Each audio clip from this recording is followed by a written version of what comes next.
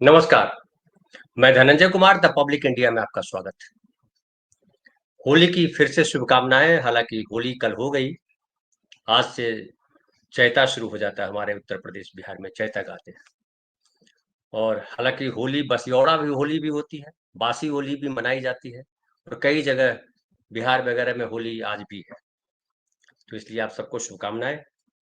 और बिहार की ही बात कर रहे हैं, चूंकि बिहार में कांग्रेस अपने आप को मजबूत करने में लग गई है। कांग्रेस को यह समझ में आ गया है कि जब तक उत्तर प्रदेश और बिहार में अपनी स्थिति मजबूत नहीं करेगी, तब तक बीजेपी को केंद्र में हराना आसान नहीं होगा। दूसरे के भरोसे आखिर कब तक चलेंगे।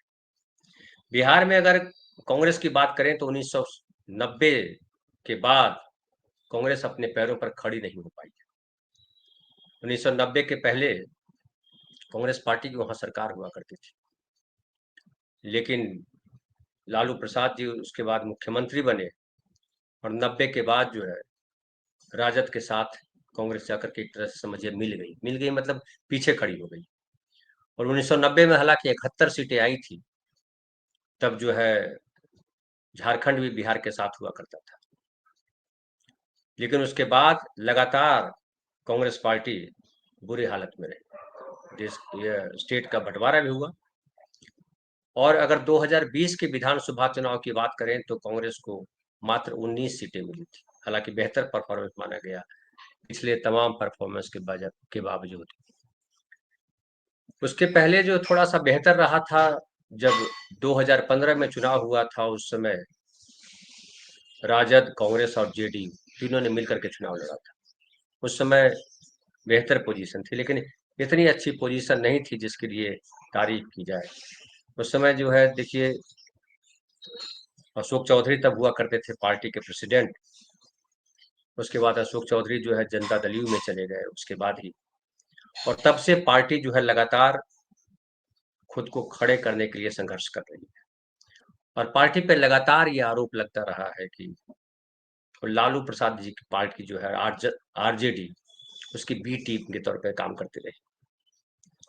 और कांग्रेस अब जो है चाहती है कि वहां आरजेडी की बी टीम के बजाय उसके नेता अलग तरीके से चुनाव लड़े और अपना संगठन खड़ा हो। राहुल गांधी इसके लिए लगातार बिहार जा रहे हैं। अब खबर आ रही है कि जो है कन्हैया कुमार को बिहार में एक प्रमुख नेता के तौर पे उतारा जाएगा। हालांकि ये भी आ रहा है कि कन्हैया कुमार के आने से आरजेडी को परेशानी होनी है, क्योंकि आरजेडी नहीं चाहती है कि कन्हैया कुमार बिहार में आए।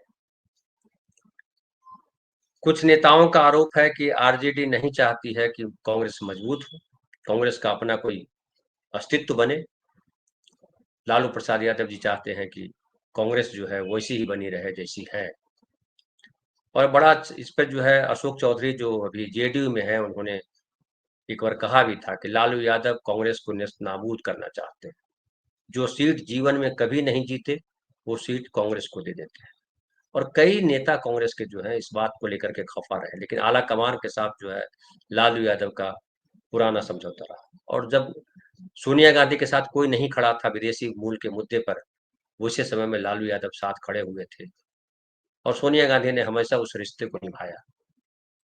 लेकिन फाइनली अब ये दर्ज हो गया कि आरजेडी भी इस तरीके से इस ताकत में नहीं है कि वो बिहार में बीजेपी को पटका नहीं दे सके या एनडीए को पटका नहीं दे सके। लगातार जो चुनाव हुए हैं उसमें अगर नीतीश कुमार साथ रहे तब तो जीत मिली, 2015 की बात है। लेकिन उसके पहले लगातार 2005 में हारी आरजेडी। आरजेडी के नेतृत्व में चुनाव हुआ था, लेकिन हार मिली बुरी तरह से। फिर जो है 2015 में साथ लड़े नीतीश कुमार की पार्टी, जेडीयू, राजद और कांग्रेस तीनों, और अच्छी सीटें सबको मिली और सरकार बनी थी। फिर नीतीश कुमार वापस चले गए उनके पास, बीजेपी के पास, और कहा गया कि लालू प्रसाद यादव का दबाव रहा कि मुख्यमंत्री बनाया जाए तेजस्वी को, और इस वजह से जेडीयू या कहिए नीतीश कुमार उधर चले गए। और इसका खामियाजा कांग्रेस को भी भुगतना पड़ा। कांग्रेस कहीं रोल में रही नहीं। कांग्रेस कभी निर्णायक भूमिका में नहीं रही बिहार में 1990 के बाद, एक तरह से कहें तो। लेकिन अब केंद्र के नेता और जो कांग्रेस के समर्थक हैं वो चाहते हैं कि बिहार में भी कांग्रेस अपनी जमीन तलाशे बनाए। चूंकि नीतीश कुमार भी जो है वो एक समझ लीजिए कि वो आखिरी पाली खेल रहे हैं। और नीतीश कुमार का जो वोट बैंक है, जो अति पिछड़ा वोट बैंक है, जो महादलित वोट बैंक है, वो कहाँ जाएगा आखिर? क्योंकि उस वोट बैंक के साथ कहा जाता है कि वो लालू प्रसाद यादव जी की जो पार्टी है उनके साथ भी कंफर्टेबल नहीं है और बीजेपी के साथ भी कंफर्टेबल नहीं है, इसलिए नीतीश कुमार के साथ रहते हैं। अब नीतीश कुमार जिस वोट बैंक पे उनका जो आधार रहा है और नीतीश कुमार जिसके वोट बैंक के आधार पर 20 साल से मुख्यमंत्री है, वो बड़ा वोट बैंक है। 15 से 18% के आसपास वोट बैंक है। जेडीयू को इस आसपास वोट मिलता रहा, 15 से 18%। तो वो वोट अगर कांग्रेस की तरफ आ जाता है तो कांग्रेस अपनी जगह मजबूत कर सकती है, ये माना जा रहा है। और यही सोच करके इस बार चूंकि राहुल गांधी जो है अब जिस तरह से कांग्रेस को लीड कर रहे हैं उसमें एक मत है। राहुल गांधी जिस तरह से पार्टी को एक दिशा देने का काम कर रहे हैं कि समझिए पार्टी अब जो है एक तय होता जा रहा है कि ये कांग्रेस पार्टी है और कांग्रेस पार्टी सामाजिक न्याय के मुद्दे पर, संविधान के मुद्दे पर एक रास्ते पे है। सामाजिक मुद्दे, जो सामाजिक न्याय का मुद्दा है उसमें शुरुआत में रहा कि कांग्रेस के भीतर ही लोग हैं जो नहीं चाहते हैं सामाजिक न्याय का मुद्दा है, क्योंकि सवर्णों का कब्जा है, सवर्णवादियों का कब्जा है, और वही बीजेपी के स्लीपर सेल के तौर पे काम करते हैं। जो राहुल गांधी ने स्लीपर सेल की बात कही थी गुजरात में या और जो कि चर्चा करते रहते हैं, उसमें ये रहता है कि राहुल गांधी जो कह रहे हैं वो स्लीपर सेल कौन है? स्लीपर सेल मोस्टली वही है जो सवर्णवादी हैं और जो बीजेपी के साथ ज्यादा कंफर्टेबल है, क्योंकि सामाजिक न्याय का एजेंडा जो है उनको लगता है कि उनके अपने वोट बैंक के बीच जो है लोकप्रियता नहीं देगा और वो चुनाव हार सकते हैं। क्योंकि अगर सामाजिक न्याय की बात करते हैं तो राहुल गांधी भी लगातार कह रहे हैं कि हम जो है जब सत्ता में आएंगे तो जो आरक्षण का जो कैप है 50% से ज्यादा आरक्षण नहीं हो सकता, उसको हटाएंगे और कैप बढ़ाएंगे। बिहार में जो जाति गणना हुई उसमें 65% किया गया था, आरक्षण की सीमा बढ़ाई गई थी, लेकिन वो हाई कोर्ट ने उसको रोक दिया, सुप्रीम कोर्ट ने भी रोक दिया, चूंकि संविधान में प्रावधान 50% का है। तो कांग्रेस पार्टी उस जो सामाजिक न्याय है उसमें बिहार की जो जिसमें बड़ी भूमिका है, अब कांग्रेस पार्टी चाहती है कि सामाजिक न्याय की जो जमीन है बिहार, वहां भी अपनी स्थिति बनाए। और चूंकि बाहरी तौर पे तो कांग्रेस के नेता नहीं बोलते, लेकिन आंतरिक तौर पे कांग्रेस के नेता मानते हैं कि जब तक लालू जी के साथ रहेंगे तब तक पार्टी खड़ी नहीं हो पाएगी। याद कीजिए, अगर मैं आपको याद दिलाऊं कि 2020 में जो चुनाव हुआ था उसमें बेगूसराय में कन्हैया कुमार चुनाव लड़े थे, लेकिन राजद ने जो है तनवीर हसन को उतार दिया था। और 19 का लोकसभा चुनाव, 2019 का लोकसभा चुनाव हुआ था, उसमें सीपीआई से कन्हैया कुमार लड़ रहे थे, जबकि सीपीआई के साथ आरजेडी का गठबंधन भी था, वाम दल के साथ लगातार गठबंधन रहा। लेकिन राजद ने कन्हैया कुमार को कहा कि नहीं हम पसंद करते हैं और तनवीर हसन को उतार दिया था। नतीजा हुआ तनवीर हसन भी हार गया और कन्हैया कुमार भी हार गया। उसके बाद जीत मिली गिरिराज सिंह को। पिछली बार अभी जो 2024 में चुनाव हुआ उसमें वो वहां से लड़े, कन्हैया कुमार दिल्ली से, और वहां भी हार गए। कई लोगों का मानना हालांकि है कि कन्हैया कुमार जो है बिहार में उनकी अपनी कोई जमीन नहीं है, बढ़िया भाषण देते हैं, बढ़िया बातें करते हैं, वो अलग इशू है, लेकिन बिना जमीन पर अपना प्रभाव रखे कन्हैया कुमार को जीत नहीं मिल सकती है। और कन्हैया कुमार की लीडरशिप में अगर कांग्रेस वहां काम करती है तो दिक्कत ये है कि एक तो राजद के साथ उनका मनमुटाव हो सकता है, दूसरे कन्हैया कुमार भी जाति से जो है भूमिहार है, और अभी जो अध्यक्ष है अखिलेश प्रसाद सिंह वो भी भूमिहार है। तो कन्हैया कुमार हालांकि लालू प्रसाद जी की छाया से निकालने में कामयाब तो हो सकते हैं, कि जिस तरह से लालू प्रसाद अब तक जो भी अध्यक्ष रहे, ज्यादातर अध्यक्ष पे जो है दबाव रहा लालू प्रसाद यादव जी का, और खास करके अखिलेश प्रसाद सिंह के बारे में कहा जाता है कि लालू जी ने ही उनको चुना है, और वो लालू जी ने जो चुना है तो वो एक टोकन अध्यक्ष है, को उनके होने का जो है कांग्रेस पार्टी में कोई असर नहीं है। आला कमान वही करते हैं जो लालू प्रसाद यादव करते हैं। अखिलेश प्रसाद सिंह उनके पुराने आदमी है, इसलिए एक ऐसा आदमी चाहिए बिहार में जो लालू प्रसाद जी के साथ बैठ करके बात कर सके और बराबरी की बात हो सके। जो जो अशोक चौधरी ने कहा कि लालू प्रसाद कांग्रेस को नेस्त नाबूद कर देना चाहते हैं और वही सीट देते हैं जो हार जाते हैं, जो हारने वाली सीट है कांग्रेस को पकड़ा देते हैं। ये बार बार बात उभरती है। और पिछली बार जो 70 सीटें मिली थी और खूब कहा गया कि 70 सीटों पर जबरन लड़ी कांग्रेस और बेहद कम सीटें आई, अगर 70 सीटें पे नहीं लड़ती कांग्रेस तो ज़्यादा बेहतर होता और संभव था कि सरकार बन जाती। चूँकि ज़्यादा सीटें कांग्रेस ने ले ली लड़ करके और उस पर जीत नहीं पाए, चूँकि उनके पास अपना संगठन नहीं है, उनके पास अपने उस तरह के नेता नहीं है। हालाँकि जो कह रहे हैं अशोक चौधरी, वो बात समझ में आती है कि आप जो है हारने वाली सीटें दे दोगे, जहाँ कांग्रेस मजबूत नहीं है या जहाँ जेडीयू मजबूत है, जहाँ बीजेपी मजबूत है, वहाँ पे कांग्रेस को अगर आप खड़ा कर दोगे तो क्या करेंगे? कैसे जीतेंगे? तो वही होनी चाहिए जहाँ पे सीटें मिलनी चाहिए, जहाँ कांग्रेस और आरजेडी और माले तीनों मिलकर के मजबूत है, तो बात बनती है। लेकिन इस बार बात हो रही है कि कांग्रेस पार्टी को 50 सीटों से ज्यादा दिया नहीं जाएगा। दूसरी तरफ कांग्रेस चाहती है कि ज्यादा से ज्यादा सीटों पर लड़े, कम से कम 70 सीटों पर तो लड़े ही लड़े। और राहुल गांधी जिस तरह से पीडीए की जो वहाँ अखिलेश यादव बात करते रहते हैं वहाँ उत्तर प्रदेश में, पिछड़ा, दलित और अल्पसंख्यक, तो राहुल गांधी यहाँ भी जो पिछली बार जो सभा में गए थे तो उन्होंने संविधान सुरक्षा सम्मेलन में उन्होंने पिछड़ों की बात की थी, अति पिछड़ों की बात की थी।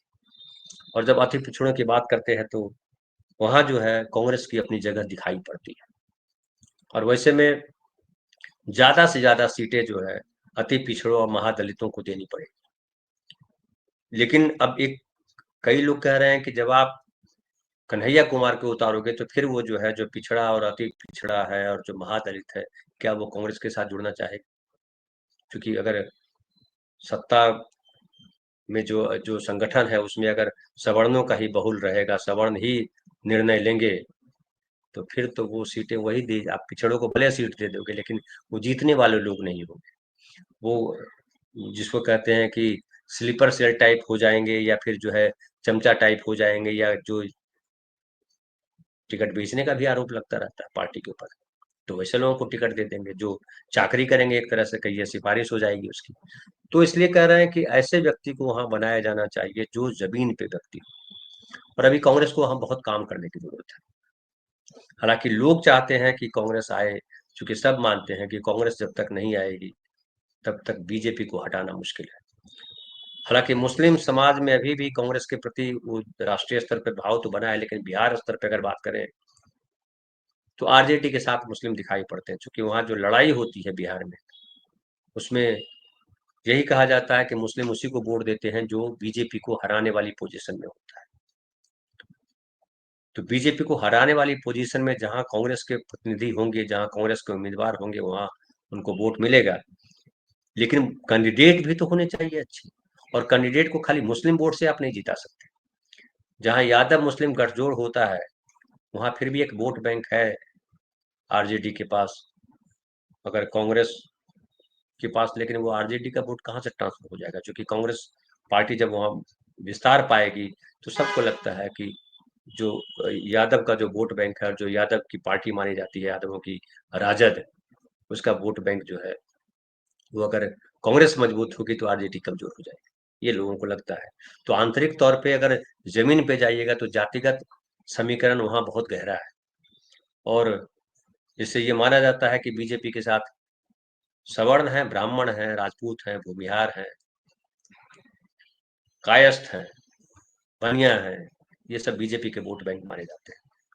कांग्रेस के वोट बैंक अभी कौन है ये पता करना बड़ा मुश्किल है, क्योंकि जो मुस्लिम है और जो दलित हैं या पिछड़े में भी बहुत सारे लोग हैं, यादव हैं, वो जो है आरजेडी के वोट बैंक है। लेकिन आरजेडी का जो वोट बैंक है उसमें ये भी आ जाता है कि जिस तरह से अ, लालू प्रसाद जी की छाया से अभी भी आरजेडी निकल नहीं पाई है, और वो लोगों को संदेह रहता है, भय रहता है कि अगर फिर आए ये तो फिर वही यादव यादव राज कायम हो जाएगा, फिर वही उसी तरह की चीजें होने लगेगी जिस तरह की चीजें राबड़ी देवी के शासनकाल में होती रही। और इस बात को मीडिया भी उछालता रहा तो लोगों के दिमाग में ये लगातार वो ताजा हो जाता है। तो कांग्रेस को अब जो है वहां पे है कि कैसे राजद के साथ रह करके भी राजद के प्रभाव को कम होगा, राजद का प्रभाव, ये कांग्रेस कैसे लोगों का विश्वास दिलाएगी, ये बड़ा महत्वपूर्ण है। और इसके लिए आवश्यक है कि कांग्रेस में जो है पिछड़ों को, अति पिछड़ों को, महादलितों को ज्यादा से ज्यादा जगह दी जाए, उनको मजबूत किया जाए। और ये खाली टिकट देने से काम नहीं चलेगा, बल्कि जमीन पे जाकर के काम करना पड़ेगा। और जो राहुल गांधी बोल रहे थे गुजरात में कि ब्लॉक लेवल पे, जिला स्तर पर जो संगठन है उसको मजबूत करेंगे और हम मिलेंगे। तो अल्लाह बरू हालांकि जो अध्यक्ष बना करके भेजे गए, उनको बिहार के बारे में ज़्यादा जानकारी है नहीं। अब वो क्या निर्णय ले पाते हैं, कितना समझ पाते हैं बिहार को, और चुनावी साल है, बहुत आसान नहीं है। जब पार्टी जब लगातार हार झेल रही होती, समझ लीजिए कि 1990 के बाद पार्टी को जीत मिली नहीं है, पार्टी सत्ता में रही भी है तो वो छाया बन के रही है उसकी, आरजेडी की सत्ता में रही है कांग्रेस। जब जब आरजेडी आई सत्ता में, या जब जब तब तक जो है कांग्रेस रही, तो 2005 से तो नीतीश के भरोसे ही सत्ता में आई आरजेडी भी। तो आरजेडी का भी जो अपना ये है जनाधार है, वो कमजोर हुआ है। और अगर अगर आरजेडी समझ लीजिए कि आरजेडी अगर समझिए कि लड़ लेती है और इस बार 2025 का चुनाव है उसमें आरजेडी अपने दम पर या गठबंधन अपने दम पर सरकार बनाने में कामयाब हो जाती है, तो फिर भी कांग्रेस को उभरने का मौका नहीं मिलेगा। और पप्पू यादव को लेकर के भी बात होती रहती है कि पप्पू यादव जो है कांग्रेस को लीड कर सकते हैं। हालांकि पप्पू यादव को लेकर के झगड़ा हुआ था जो लोकसभा का चुनाव हुआ था उसमें, और फाइनली पप्पू यादव निर्दलीय लड़े, चूंकि लालू यादव पसंद नहीं करते थे पप्पू यादव को। कई लोगों ने कहा कि पप्पू यादव को बना दिया जाए अध्यक्ष, लेकिन वहां भी कई ये रही कि पप्पू यादव जो है वन मैन आर्मी है, वो किसी की बात सुनते नहीं है, कब क्या बोल देंगे पता नहीं है। उनकी छवि एकदम अलग किस्म की है। और कांग्रेस की जो परंपरा है कि कांग्रेस में एक लोकतंत्र है, कांग्रेस में अपनी बात रखने की जगह होती है, और कांग्रेस में जो फैसला लिया जाता है वो बैठ करके समझ करके निर्णय लिया जाता है। उसमें बहुमत का बड़ा रोल होता है कि भाई सहमति से बातें हो। पप्पू यादव उसमें कामयाब नहीं। तो अब नेता कौन होगा, ये सबसे बड़ी चुनौती है बीजेपी कांग्रेस के लिए, कि कांग्रेस को जो नया अध्यक्ष दिया जाएगा उसमें सबका विश्वास हो, वो कैसे होगा, या क्या अखिलेश के ये अध्यक्षता में ही चुनाव लड़ेंगे, ये भी अब तक क्लियर नहीं है। कई लोग हालांकि कांग्रेस को मानते हैं कि अखिलेश प्रसाद सिंह को हटाया जाना चाहिए, अरे जब तक हटाएंगे नहीं पार्टी मजबूत होगी नहीं।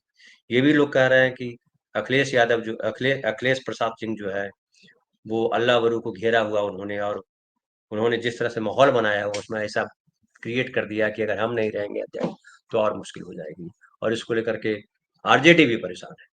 लेकिन आरजेडी को असहज करने के लिए अगर कन्हैया कुमार को लाया जा रहा है तो कन्हैया कुमार की भी जमीन नहीं है।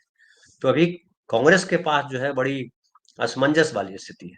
राहुल गांधी की लोकप्रियता बिहार में है, और कांग्रेस के प्रति बिहार के लोग देख रहे हैं कि कुछ कांग्रेस ही अब कर सकती है।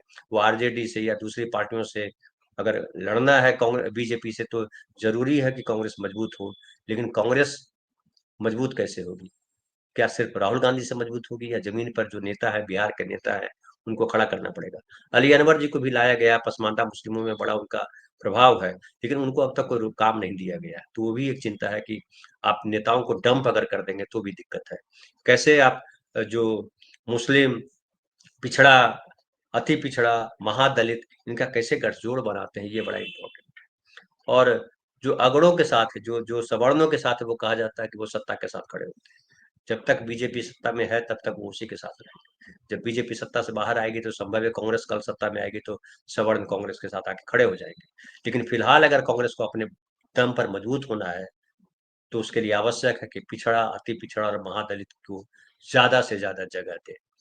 और राहुल गांधी मुझे लगता है ये जानते हैं, ये समझ रहे हैं। तो कल क्या फैसला होगा तो आने वाला वक्त बताएगा। होली के बाद बहुत चीज होने वाली है, और वहां पे कहा जा रहा है कि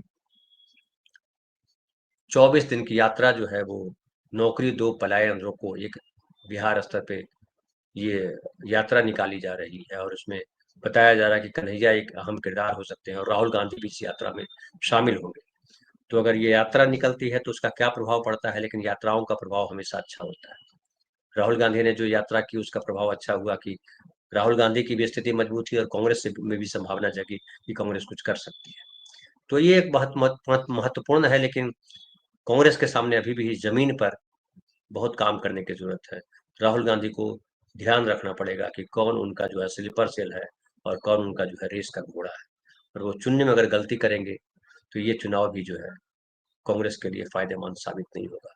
कांग्रेस के लिए चुनाव तभी फायदेमंद साबित होगा जब दिन रात लग करके बिहार में नेताओं का चयन करेंगे। और उसके लिए राहुल गांधी को मुझे लगता है हर महीने वहां कम से कम 4 से 5 दिन बैठना चाहिए, लोगों से मिलना चाहिए, यात्राओं से मिलिए और पहचानिए कि कौन कौन है।